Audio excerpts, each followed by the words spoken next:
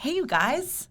So today for our mom's podcast, our birth stories podcast, basically it's just two moms sitting here hanging out, having some tea and like talking about life and motherhood. And we also happen to be street parking members. Today I am super pumped to have Dani O. I keep wanting to say Willette or Oulette, but neither one of those are correct. I'll respond to any of them. It's so funny because like we know each other from social media, and I've been reading your name for like, I don't know, a year now. And in my head, it's pronounced this certain way. And it's not very intuitive, to be fair. There's a lot of vowels. Okay, yeah, you're right. There really is. So this is Dani. Dani is a street parking member. When did you join street parking? I joined about a year ago. I think maybe 14 months we're at now. Okay. Somewhere around there. Okay, cool. Yeah. And you have a little girl named Elliot. Mm-hmm. Yeah. Yes. How old is Elliot? She is 18 months old. Wow. Yeah. Oh my God. I can't believe how fast it's going Seems by. like super grown up. It does. Every day she looks different. Yeah. That's awesome. And you are here in the office today because you live nearby. Where are you coming from? Beaverton. Okay. Yeah. Is that where you're originally from?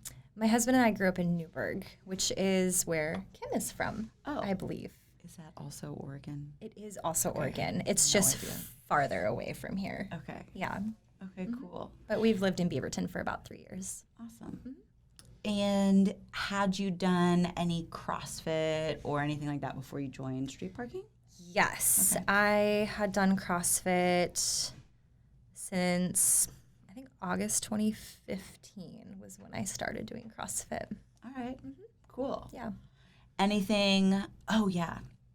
So Dani, on her Instagram stories, shares sometimes her baking, and you bake. It's the cutest thing because you bake with your husband, yes, Eddie, yeah, and Elliot gets in there and she bakes with you. She loves to help, and you guys always bake these like amazing looking treats, but then you explain them and you're like, it's gluten free and dairy free and like as close to clean or healthy as possible. Tell me a little bit about this baking situation.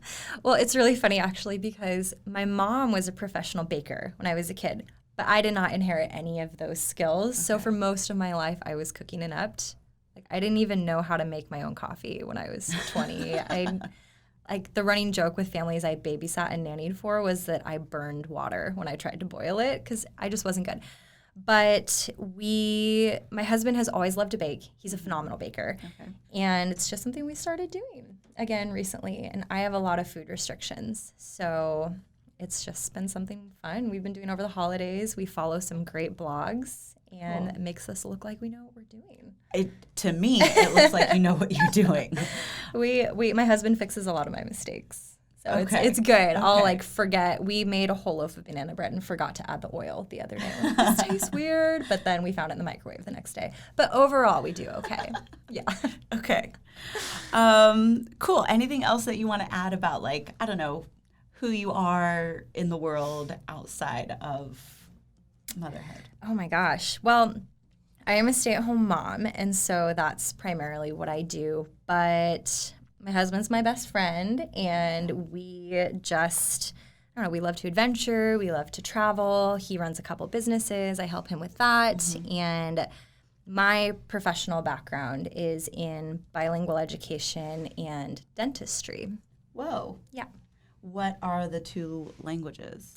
I am fluent in Spanish. Yeah. Oh my gosh, amazing. Yeah, so I have taught at the preschool through college level, and then I worked as a bilingual nanny for a number of years. Are you teaching Elliot Spanish? I have been slacking on it, but we read every day. But I need to be better about speaking it with her. Yeah. Yeah, I'm a little rustier than I would like. Yeah, I'm fluent. I'm not like super comfortable with it. Yeah? Probably just because I don't use it that much, but it's like super important to me that Callie learns Spanish. So awesome. I'm really trying, and yeah, same thing. I'm reading. I've even started watching some like Spanish television, which is mostly just like telenovelas. It's perfect. It's the best way to learn. On in the background. Yeah. Yeah. When I was pregnant, Jeb and I watched this one on Netflix. Oh, tell me. I need to God, know. what is it called? Oh, man. I can't think of what it's called right now, but it's like, it was bad. You're going to have to let me it's like know when you not find the out. type of Spanish that, like, I want to be teaching Callie. I get that. Yeah. Anyway. Okay, cool. So I know you have a lot to share. And yeah, I kind of just want to start at the beginning. So your experience with conceiving, fertility, and how that went for you. Yeah. No, thanks for asking. I appreciate it. This is fun. So it took us 3 years to get pregnant with Elliot, 3 years of trying. And it's funny, actually, because we were at the point, we found out that we were pregnant, well, I was, but I say we, because it's totally a joint deal, in September of 2017. And we had talked that summer that if something didn't happen, we were going to start pursuing fertility treatments. I had chosen not to do that before because my body just has never done well with artificial hormones or birth control. And so I really was not wanting to go that route for me personally, just unless we absolutely had to. So it was funny because when we found out, the only reason I found out as early as I did, because we found out when I was 4 weeks along, was it was a week and a half after I had just done a 2-day competition out in Bend, which is in Central Oregon. It was a partner competition. And I was having a really hard time sticking to my meal plan. I was at that time on a very regimented, working against gravity style meal plan. And I was sticking to it, but then I was still waking up starving in the middle of the night. I remember I had a funny conversation with my coach where I was like, so how much is okay to be going over on my macros? I'm just eating protein. I'm still sticking to it. I'm just eating chicken. He's like, I don't know, 7 grams. I was like, oh, I'm eating like 30 to 50 extra grams. So probably 3 chicken breasts extra in a day. And he asked me a bunch more questions, and finally he was like, I think you should go pee on a stick. And I was like, no, I'm pretty sure I'm not pregnant. I don't think so. I'd had all of these symptoms looking back, but I didn't recognize them because it's like, oh, shortness of breath because we have wildfires going on in Oregon. And I have to pee all the time because I'm training really hard. I mean, we were training like 5-6 days a week, 2 hours a day, and it was hot. So I was drinking lots of Pedialyte, that kind of thing. But I had my husband go pick up 2 pregnancy tests, which everyone, I think, maybe not everyone, but, a lot of moms imagine this big reveal. I'm going to surprise my husband. It's going to be so great. And I was just like, hey, coach wants us to, check out some pregnancy tests. Can you just pick some up? It's not a big deal. It's probably not pregnancy, so don't get too excited. Yeah. He's like, all right. So I took one that night and it came out positive. I was like, no. I still, I honestly didn't believe it. Yeah. And so I took one the next morning and it also came out positive. And I was like, this is really interesting. So I already had an appointment to go see my naturopath that day. And so I texted her and said, hey, just an FYI, these tests came out pregnant. I'm curious if you can just maybe check me for something else medically that's going on, because I didn't think that we'd had such a hard time. And I'd had several doctors tell me, hey, this may not happen for you because of all the chronic health issues I'd had in the past. And so she said, okay, yeah, your thyroid levels came out a little weird, so let's talk about it. And I went into the office that day, and she's like, how far along do you think you are? And I was like, I don't know. I haven't been paying attention, maybe 6 to 8 weeks. I thought I just had female athlete triad or something because I don't know, just how hard I was training. And she said, well, why don't we do an ultrasound here in the office today? If you're 6 to 8 weeks along, we should be able to see the babies. And I was like, okay, whatever. So we did, and they did the ultrasound, and they were looking around for a while and not saying anything. Like, it felt like forever. Yeah. And finally I asked them, hey, is everything okay? What's going on? And they said, well, there are 2 sacs in there. And I was like, twins? Like, yeah, but don't get too excited because there's no fetal pole in either of them. It should be farther along. So you're probably going to miscarry both of these babies, but we'll check you again in a week.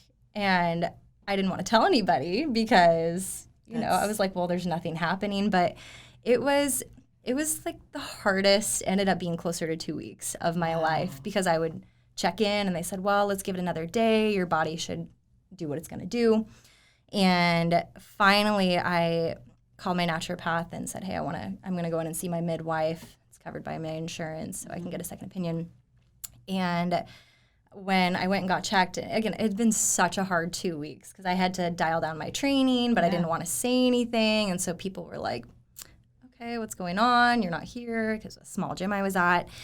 And then we did the ultrasound, and it turns out, I think I just ovulated late, and I was only 5 weeks, 5 days along, and there was a tiny little heartbeat in there. So we were so excited. My husband had been cheering for it all along, but I was like, don't get too excited. And then we found out we were expecting. There was just one baby in there, so it's called Vanishing twin syndrome, I guess. So that is like there's 2 sacs, which could develop into twins? Yeah, they're implanted. Okay. So they're there. All right. But then one disappears.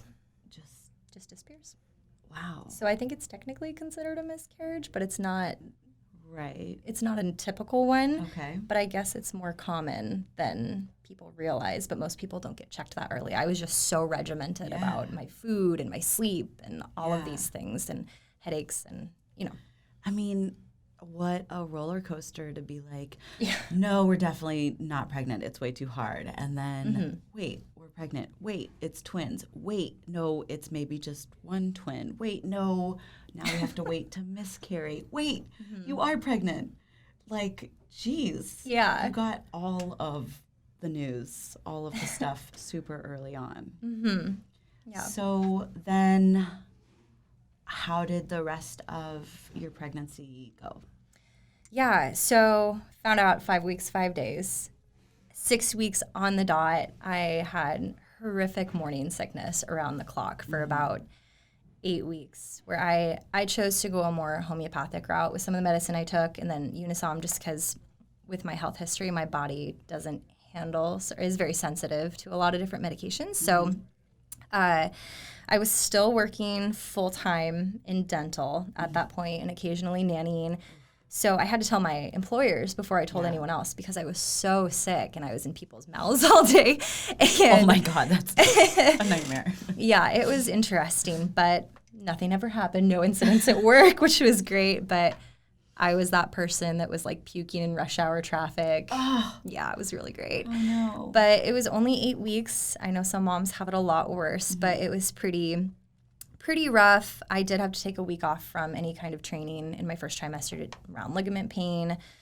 But other than that, it was fairly straightforward. I started showing at 8 weeks, so that was unexpected, but kind of cool. And the only other major thing that happened was I got hit by a car when I was 7.5 months pregnant. Oh, that's huge. Yeah, that's it was major. It was slow moving, but it was enough to. I mean, the baby was fine, but it was just like wow. Other than that, the rest of the pregnancy was pretty straightforward. Yeah. Yeah, I didn't feel great, but it wasn't anything traumatic. Okay. Yeah.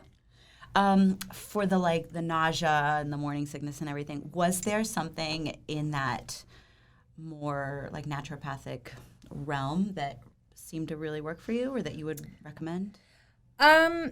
I took a lot of, I don't know if you're familiar with the Boron Supplements. They're these little like sugar tablets, but my disclaimer with that is I think they're pretty individual depending on your symptoms. So I checked with my naturopath for all of that, but she had me try a couple of different ones based on my symptoms, and I was taking them like every hour and a half plus Unisom. I tried liquid B6. It just didn't really do a lot for me, and I hate ginger, so I couldn't do anything with ginger. Yeah. So it was really just about survival. Yep. I ate a lot of carbs, and there were some weeks where I think I only ate cheese and sea salt vinegar chips. And I'd eaten so clean. I was like, I'm not going to have any problems, but I couldn't even look at meat. I couldn't have it in the house. Oh. My husband would be eating meat, and I was like, I love you, but you have to get out of here right now or I'm going to lose it. And he had to pack my lunches for me in the morning. So it was just, other than that and some massive food aversions, I just did the best I could. Yeah. Tried to eat some protein, even if it was cheese, whenever I could, because I have a friend that's a mom of 7. She's had 7 natural home births. Whoa. The woman is amazing. Whoa. And she helped me just with some little tips and tricks here and there. So, yeah. Oh, wow. Man, our poor partners. I remember there's this one time when, like, Jeb and I were in the car somewhere. I don't know. It was like a long drive. We were going somewhere. We needed to eat on the way. And we packed our little Tupperwares or whatever. And he had this salad with blue cheese on it, I think, and dressing. And he's like shoveling it into his mouth. And I was so annoyed. I was so mad. I was like, can you not just wait to eat that later? And just and I like rolled down the window and was like, I was being very dramatic and like sticking my head out the window. You have to, though. I know. It's like not even a choice at that point. You're just like, I can't. It was crazy. Like I got mad, like heated about this smell.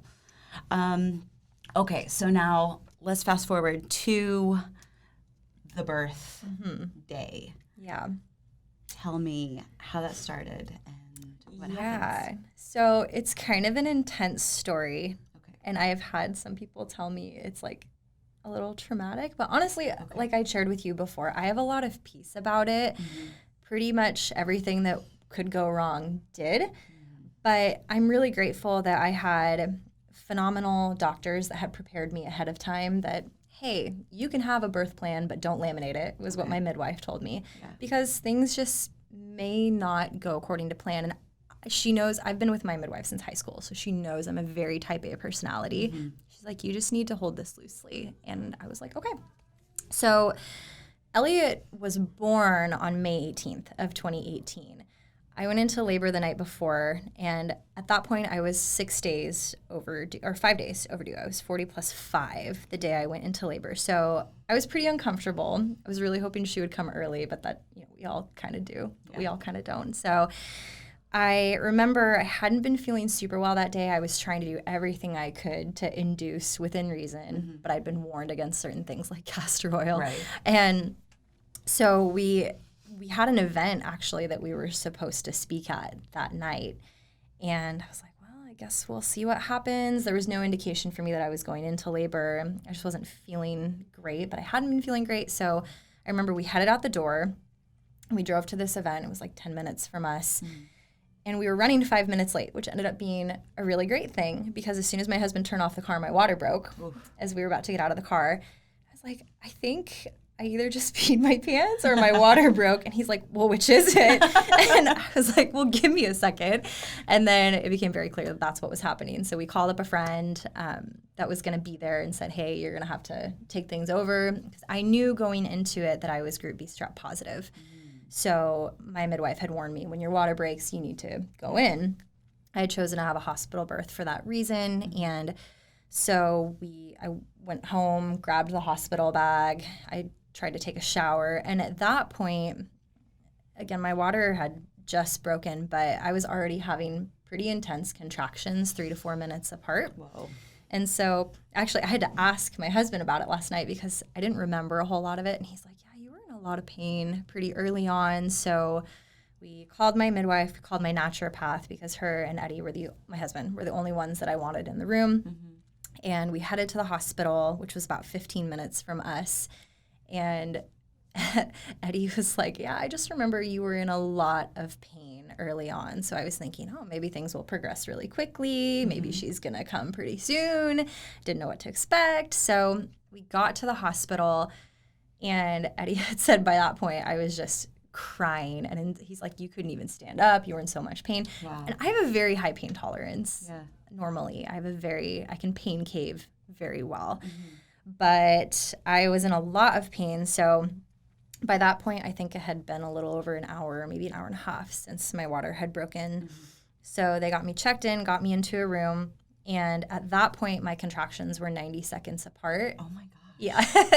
And they were pretty intense. They were off the charts. And so not every contraction, but almost every contraction, I was puking. And I just couldn't control it. Like, it wasn't I can handle this. It was, my body was just doing what it was going to do at that point. So we had read the Bradley Method book, and I went in thinking, I'll try for a natural birth and see what happens unmedicated, but my husband was trying to do the back compressions, and he's like, do you just want an epidural? And I was like, I want the epidural, please. Just give me the epidural. And they had a fantastic anesthesiologist. So between contractions, he's giving me the epidural. And for me personally, it was the single best decision I made for my labor because of how things progressed. I think for sure Elliot would have been an emergency C-section, which moms do what they got to do. Right. But I think any chance we can give to bring our babies into the world naturally, you know, we want to, and as calmly as we can, of course. So I had the epidural and had some relief for a little bit, and my contractions continued to be 90 seconds apart and like way off the monitor all night long. Wow. Yeah, so at that point, my naturopath had showed up, and she's the best. She's here in Portland, and I'm like, oh, she's just the best. She was doing reflexology and putting oils on me and all these things, and that really helped me relax a little bit. And then within, I think, an hour or two, they came in and they said, hey, your baby's not handling contractions very well. Her heart rate drops every time, and so we're going to have to put you on oxygen. I said, okay. So no big deal. I was feeling all the adrenaline by that point. I was just happy to be out of pain. And so I was like, yeah, do what you got to do. So I was trying to eat because I had nothing left in my stomach, and I knew that, you need to have something. It could be a while. Yeah. So I was trying to drink some broth and eat some bars, and they came back in and they said, hey, every time you take off that mask, we lose your baby's heart rate. So you can't take it off the rest of the night. That's super scary. It was. I wasn't too worried by that point. I don't know why. I think I just felt like everything was going to be okay, but I was like, well, this is a bummer. I can't eat, but it is what it is. Yeah. And then my husband went to sleep at that point, which I said, that's great. I'm going to need you after the baby's born. Get some sleep. We're a really good team, and I'm very, very grateful for him. He's the best. So my naturopath stayed there all night with me. She stayed up and talked with me, because I couldn't sleep. And I'm very grateful because I actually met her at the dental office I worked at. She's a registered hygienist as well as a naturopath and an acupuncturist, and just the woman is amazing. And she had to get up and work a full shift as a hygienist at 7 a.m. the next morning in Portland, which was about half an hour from the hospital. So she stayed up with me, and I remember they came in at some point in the middle of the night, and they said, hey, are you feeling okay? And I said, yeah, I'm feeling okay. Why? And they said, well, you're running a really high fever, and I couldn't feel it. So they said, we're going to check you, and they did all the normal checks, which I forgot to mention, even when I got the epidural, I was still only 2 centimeters dilated. So I was like, yeah, just give me the epidural. But it turned out that my amniotic fluid was infected. I think they call it a choreo infection. Okay, yeah. And so they put me on more antibiotics for that. And then they came back in and checked me later, and I was still running a really high fever. So they had to give me a lot of antibiotics, which was not my plan, but it is what it is. And I just remember the nurse saying, hey, you're going to need a really significant dose of probiotics after this because your gut's going to be super messed up. I was like, okay. So at that point, I was still feeling pretty good, pretty calm. And I just remember every time a nurse came in, the nurses were so awesome. And they're like, how are you doing? I'm like, great. I'm so glad I got an epidural. I feel fantastic. They're like, okay. So I was just riding the high at that point. And the next morning around probably 7-ish or so, 6 or 7 in the morning, my midwife arrived, and she said, hey, it's time to start the laboring down process. You know, we're going to get this thing moving. I said, okay, cool. So my husband said he remembers he felt like things just were progressing really slowly, and that as I was laboring down, that Elliot was having even a harder time with the contractions. Okay. And so they were moving me to all these different positions, which was challenging because I couldn't feel my legs. But I'd roll over to one side or the other side, and then they were like, nope, we lost the baby's heart rate. You got to go back to the other side. And so it was a lot of that. And then they had to give me Pitocin, I think, at some point just to help things progress. And then I think Elliot was in a position where it's my only birth, so I don't know, but they said she was in a difficult position for birth because she was face down and trying to come up underneath, and she just wasn't tolerating it very well at all. So they were trying to get things to progress, and then my midwife came up to me at one point and she said, "Hey, I'm really sorry, but we keep losing her heartbeat, and so we think we're going to need to do an emergency C-section." And that was the first point where I got a little scared, because for me, that was the one thing I knew I didn't want. I don't have a stigma against it, but I've heard a lot about C-section recovery, and I was like, oh my gosh, I don't want to do it. I don't want to do that. I don't want to do it. And luckily, my midwife's colleague was switching off the night shift, and she came in, and my husband was like, yeah, it was interesting. There was one doctor, and then there was two doctors, and then there were all these nurses, and suddenly there were like 7 or 8 people in the room. And my midwife's colleague said, hey, let me take a look real quick before we wheel her out to the OR. And she looked and she said, hey, I think you can do this, but you're going to really have to focus, and you're going to really have to push. But we're going to give it a shot. Do you want to try it to push? Gosh. And I was like, yes, please. And I don't want to do a C-section. So the great part was it was only about 25 minutes of pushing, and they said, you have really strong abs. And I was like, thank you. I CrossFit. Even though I'd had to stop at 26 weeks for round ligament reasons. Yeah. I was like, well, I'm an athlete. And I'm just kidding. But yeah, so they did have to use the vacuum, and they had to do the internal fetal monitor on her because they kept losing her heart rate. But because of the vacuum, I did have a 2nd-degree tear, but she was out. Wow. Yeah, and then they put her on my chest for a second, but then she wasn't breathing very well. So they had to take her and suck some fluid out of her lungs, and they had to give her oxygen. And I don't remember this part, but my husband was telling me this last night that they were still concerned about how she was breathing. So while I was taking care of birthing the placenta and all of that, I guess they wheeled her out to do some more tests because they were concerned about her oxygen. But she ended up being okay.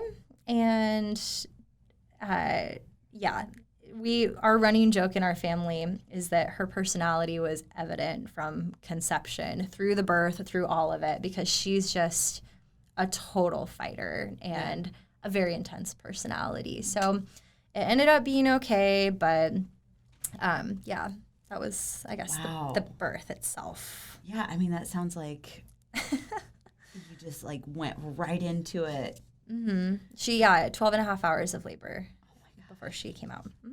Wow. Mm-hmm. So you're still like recovering in the hospital. Did you have any sense of, how it was going to go for you once you got home? Were you like, how did you feel physically? And was it something that you were prepared for? Postpartum, all of that. I don't think I had much of a sense for things in the hospital. I was pretty delirious at that point because I'd been up for a long time. And I knew that I was going to be in a lot of pain after things wore off with the epidural, but I didn't really know what to expect. I was just grateful that my baby was okay because all night long they were like, well, we don't know. So the nurses were so awesome, and they helped me so much. And I'm so grateful for hospital nurses, maternity nurses. They're the best. Yeah. So I guess hadn't really thought much about, I guess looking back, there were signs that Elliot was going to have feeding problems. She never really was able to latch very well. Mm-hmm. And we knew we wanted to try nursing, but she had a hard time. And so I don't think it really took about 2 weeks for things to really hit me as far as, oh my gosh, this is not going to be a very straightforward postpartum recovery. This is going to be, I didn't really know what to expect, but it ended up being significantly more difficult than I thought it was going to be. Yeah. Yeah. In what way? In the latching and nursing, or also with you and your recovery? Yeah. Both parts? Yeah. Yes, both. So Elliot, I know I shared a little bit with you before we talked today on the podcast, but Elliot and I both had a very difficult time with recovery. We didn't know at the time that she had severe GERD, like severe gastrointestinal reflux, basically. But because of the clinic she was at, we've since been told Elliot falls outside the lines of a lot of diagnostic things. It was nothing that was super acute initially, but all we knew was she hated eating. She had a lot of trouble gaining weight, and I had an oversupply of, which I'm very grateful for, but she was routinely going 9 hours without eating. Oh my gosh. As a newborn. And we were like, this can't be right. So we were going to the lactation consultant. We're going to see her pediatrician. And it was about 2 weeks when we finally realized there's a problem going on here. And the next couple months for her, as far as her recovery, were just a whirlwind of, we were at the hospital or a specialist or her pediatrician 3 to 6 times a week for her first 4 to 6 months of life. Oh my God. Yeah, she saw multiple speech therapists. She saw a dietitian. She saw a gastro specialist. She saw lactation. She saw my midwife, my naturopath, her pediatrician. And eventually she saw some craniofacial specialists as well. But she just screamed all the time. Oh. And I was, when you have an oversupply, and your baby's not eating and you need to nurse, like, you're stressed out because it's painful physically, the hormones. Potentially like a big problem. Yeah. So at about 2 weeks old, I made the choice to exclusively pump for her. And we had a lactation consultant that was just our absolute rock, our absolute angel. She was amazing. There's no way that I could have done what I did without her help, because she happened to have seen a lot of refluxy babies. And for us, our family has found that not only with my health issues, but also with Elliot, we had to go to a doctor that walked both sides of the line with Eastern and Western, because while her pediatrician and some of the specialists we saw were very kind people, very knowledgeable, they weren't able to help her. And so we were going to all these specialists. We had to take her to the ER at 6 weeks old on the 4th of July because she just wasn't eating and wasn't gaining weight. And they just were like, well, she's just colicky. And I think the biggest thing that I have learned through the first part of her postpartum journey is to advocate for your child. And that if I didn't feel something was right, that it was okay for me to stand up and say, I think we're going to try a different doctor. I think we're going to try a second opinion. And that was really scary for me because I didn't feel like I was the expert in any of it. And we were just trying to figure it out. And I just want to pause you for a second because I feel like that is so huge. Like, you are in a place as a new mom where you're exhausted and recovering and you're still healing. You had, your whole physical journey and vulnerable, and there's so much information coming your way, and all of these professionals and people that, we're told to trust. And yes, sometimes we can trust, but, I want to emphasize that point of your motherhood intuition, your mama instincts. I'm just now starting to learn about that, and it's so important, and even if it's just to go back to the same doctor again and say, hey, can you look again? Or to find it, I appreciate that a lot, and I admire that a lot, because I know it can't be easy, especially when you're under pressure. Yes. No one wants to feel like they're arguing with a doctor. Yeah. And you're trying to fix it, and there's an urgency, it could be a real emergency. And oh man. Yeah, it was interesting because we called it the slow drain, because it wasn't as though she was having to be admitted and having these acute medical issues, but at the same time, every appointment we went to, they're like, well, she's in danger of being failure to thrive. She's in danger of this, and her development might be at stake. And we're like, oh my gosh, is our baby going to be okay? Yeah. And so, yeah, Elliot's journey, I mean, it really took, her 18-month checkup was the first one where nobody mentioned anything about her weight to us, which was such a huge relief. And it was not until 9 months that we were able to stop frequent weight check appointments. And that was a huge celebration for us. So that was Elliot's recovery. And she's doing great now. She's amazing. Yeah. She's so healthy, so social, all the things we were worried about of, oh my gosh, is her brain development going to be, she's not eating. Yeah. We had to do this whole thing where I would pump milk and then let it sit in the fridge and then scrape the fat off of it. And I mean, we had this whole concoction where we were just trying to get her calories. And then we went through a whole nother thing with her when she started solids when she was 4 months old, which was totally unexpected. But she's so strong-willed that she stopped taking her bottles entirely. And we were like, what is going on? She needs to eat. And then her lactation consultant was the one that figured out that she just wanted solid food. She saw mom and dad eating. She wanted big girl foods. And then once she would eat an entire jar of baby food and then chug her bottle. Where she went from being this kid who wouldn't eat to, this is how it's going to be, mom and dad. Yeah. Like, okay. So that was her. And then I know you asked me about my recovery as well. So I guess to start with, I have a history of, I was diagnosed with chronic fatigue syndrome when I was in my early 20s by multiple physicians, and that was a whole journey in and of itself. But what causes that for me is I get recurring Epstein-Barr infections, which is the virus that causes mono. Okay. So I've had at least 3 acute documented infections in the last 7 or 8 years that will last for sometimes a year or more. And even when I don't have an active infection, it's, have you ever had a cold where you're better, but you have a lingering cough and it just kind of hangs on?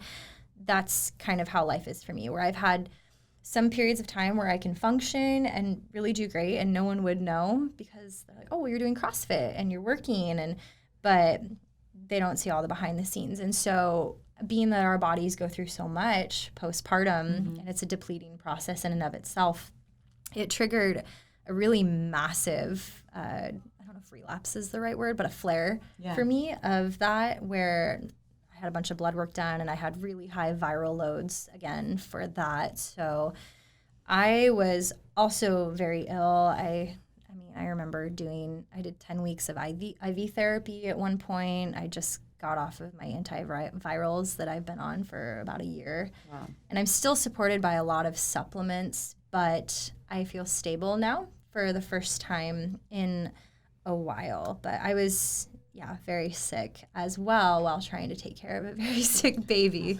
So it was an interesting time. Yeah, I'm grateful for my husband because I just don't know what we would have done if he hadn't been as supportive as he is. Right. Yeah, he's great. Yeah. Mm-hmm. Oh my gosh. Oh man, like just hearing that, I'm like, I can just picture the sheer level of exhaustion throughout that period. Well, they tell you you'll be tired as a mom. Yeah, but you have no idea. Yeah, it's different for everyone. Yeah, I feel like, each person is put through it's not an initiation, because I don't know, that feels like a really weird way of saying it, but like you are tested and pushed to, your depths of strength and patience and compassion and like, okay, so tell me how street parking has played a role in all of this for you and Elliot and or Eddie and street parking ended up being just really honestly what our family needed at that point in time.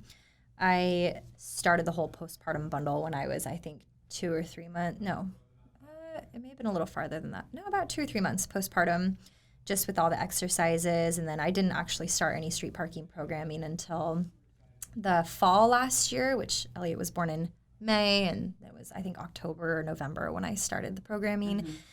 And it was first of all, the space that I needed, because for me, being active and being an athlete is such a part of my identity. It's so important to me. Like I'm not ever the person that struggles with being motivated to work out. That's just not who I am. I struggle listening to my body and slowing down. And my gym that I was a part of had shut down shortly after I was put on medical leave, around 20-something weeks pregnant. And so before I found street parking, I was thinking, oh my gosh, I have to start with a new gym and a new coach who doesn't even know what my body's capable of when I'm not pregnant, and do they have experience? And I'd already been following Miranda on Instagram and was like, oh, a postpartum bundle, I'll try this. And so street parking allowed our family to still be in the cocoon I think that it needed to be for a while Elliot and I were still healing, but allow me to have my sanity. And the community, I mean, everybody talks about the community, street parking. It's amazing. I've met so many other incredible moms that are at the same space of life that I'm in, that understand the dynamic of being, even for us, what we chose is for me to be a stay-at-home mom, and being able to have that community around that. And the pregnancy postpartum page on Facebook, where all these moms are saying, oh, this is my experience, what do I do, and that. And I think that while I'm so grateful for the time that I had at the gyms that I was a part of before street parking, I think that being how competitive I am and type A I am, not even competitive with other people, but competitive with myself, I think it would have just heightened my anxiety and heightened my inability to listen to my body, because I would have felt all of this internal and external pressure if I had been back in a gym environment. For me personally, and street parking allowed us to build our home gym, which is like, I mean, not allowed, but it was for us, we're like, sweet, this is the opportunity we've been waiting for. And still maintain that level of activity, still maintain a community, and yet still be surrounded by the messaging that you guys have done such a good job of, which is that it's okay to be a mom and an athlete. And being a mom and an athlete doesn't mean that you are being the mom that's back to weightlifting at 5 weeks postpartum, which some women can do, and great. But I just think that messaging for me would have been more harmful than helpful at that time. So street parking's a lot of things to me, but it's been a really cool way for our family to center around a value that's important to us, of our health, and do it in a way that fits with our lifestyle. Yeah. I love that. Thanks. Okay. Is there anything else that you would want to offer to an expecting mom or a brand new mom? Anything else that you want to leave the listeners or viewers with? Yeah. I mean, I can just share what's been very impactful in my journey postpartum, and what I feel like has been echoed by moms like you and other moms that I've connected with through the street parking community, is that when people say that having a baby changes you, they're not kidding. Not only physically, but I think having a baby has so radically shifted my perspective of what it means to rest and what it means to really focus on what your values are and what is important to you. And I think that you can choose to ignore that, and I think make postpartum and parenting significantly more difficult for yourself, which I think I would have been prone to probably without this community. Or you can choose to lean into it and to embrace the things that are going to serve you and serve your greater purpose in the world of what you feel like you're called to do. And so I've just been able to rest and focus on reading and growing, and I think have a different purpose. Like, I'm still working it out in my head, to be honest, but having a daughter in particular in this culture that we're in today has, I think motivated is maybe the wrong word, but inspired me to dig into my personal growth journey and my purpose in a way that I don't really believe I would have listened to if I hadn't been on this journey, I guess, if that makes sense. So I am still figuring it out, but I just say have lots of babies and have a great time with it. And we're excited to continue expanding our family. I need to take care of some health stuff first, but we're excited to just be a part of this community, and I would say embrace the community and just lean into it. I'm an introvert, and so it's really hard for me to do that naturally, but I'm really grateful that I have been able to build friendships with you and with some of the other moms, because I think postpartum in particular can be very isolating if you don't have a community that understands and that can affirm you when you need to be affirmed, or lovingly kick you in the butt in a different way than our culture normally does when you need it, you know? No, that's perfect. Good. Thanks. Yeah, no, thank you. I am so, just so glad I finally got to meet you. I know. It's so weird. It's like, I feel like we're friends, but I've never met you.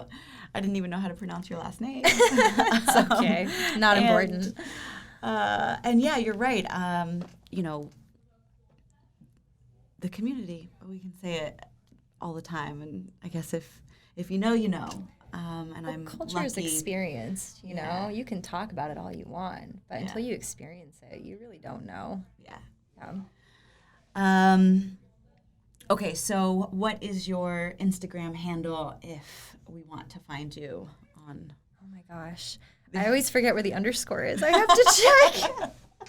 I always forget. I know it's my name, but there's an underscore somewhere, so let me find out. Okay. I should know this, but I don't look at like my own a lot Instagram of us know handle. each other by the Instagram handles. We totally do. Okay. It's Dani, DANI _ Ouellette, OUELLETTE 11. Yes. Yeah. Awesome. That's it. Thank you. Okay. That's it. Thank you guys so much for listening. Thank you so much for being here. Thanks for having me. I'm honored. Yeah, me too.